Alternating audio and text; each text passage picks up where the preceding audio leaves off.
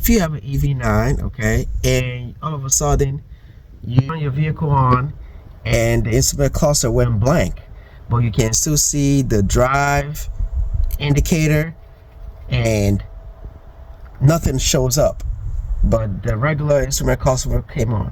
All you need to do is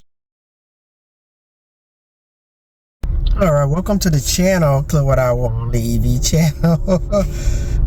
Tonight I really noticed my instrument cluster is like this. I don't know what happened. I turned the vehicle on and nothing was gonna be nothing this came up on the display. My other side is working, but the main instrument cluster is not, so I don't know what's happening. So what I'm probably gonna do is unplug the 12-volt battery and see what's gonna happen. So I'm on my way home now, and when I get home I will figure out what's going on, why this is happening. I'm not sure. I believe somebody had an issue with that on the forum that mentioned it for the Facebook group. So the only thing I can see right now is the indicator, the drive indicator on here. So that's the only thing. This showed the battery indicator, 12-volt battery, and the parking brake. So I don't know why it is doing that. Let me know in the comment section if you are having the same issue. Let me know in the comment section. I'll be back with the final update. Alright, so just to add to this, like, I was trying to use the highway driving assistant and it was acting weird. Like, all I know is like it started and just hitting the accelerators, like it was going crazy. It's like I had to turn that off so that I won't crash myself in the car. I hope what they call it, the USB connector that I put in didn't affect it. I hope not. So I'm going to go ahead, when I get home, as I said, I will unplug the 12-volt battery and put it back in. Hopefully that fixed the issue. So, but yeah, I'm driving blind, but I'm looking at the odometer on my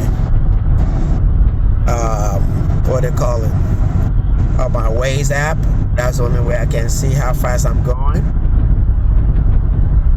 So yep, that's how I can see how fast I'm going or how slow I am. So alright, I'll be back with a final update. Alright, so right now let's go ahead and pop this open, and let's see here. Let me grab my tools out.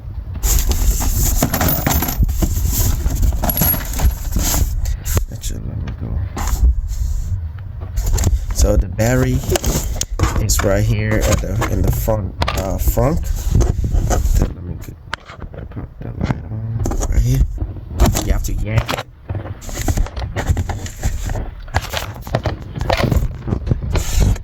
So that's the negative right there.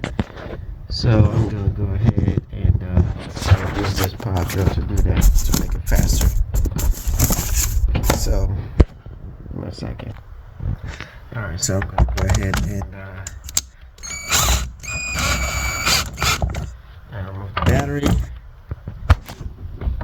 for about a few seconds, about 30 seconds or so, and I put it back. It looks like the screw was loose, so I don't think I tightened it the last time I did that. So that might be the reason why.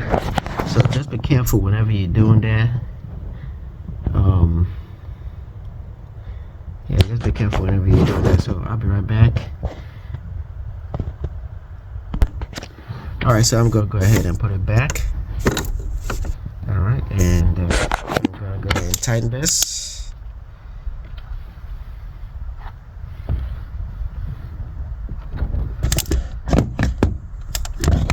If you have like a wrench, but I don't have the time to do this right now. Alright, good. Okay. It's tight. Good. Good. So let me go ahead and see if that will power on. Oh, all right. It looks like everything works now.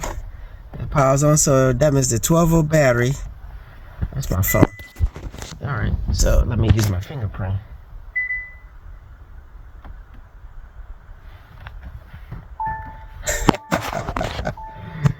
So what was he running off? Like, but everything works fine now. So this thing scared the heck out of me at some point. But everything works fine. So it's not the what they call it, the USB stuff. It doesn't have anything to do. It's just that the 12-volt battery terminal was loose. So that's the reason why. So just letting you know.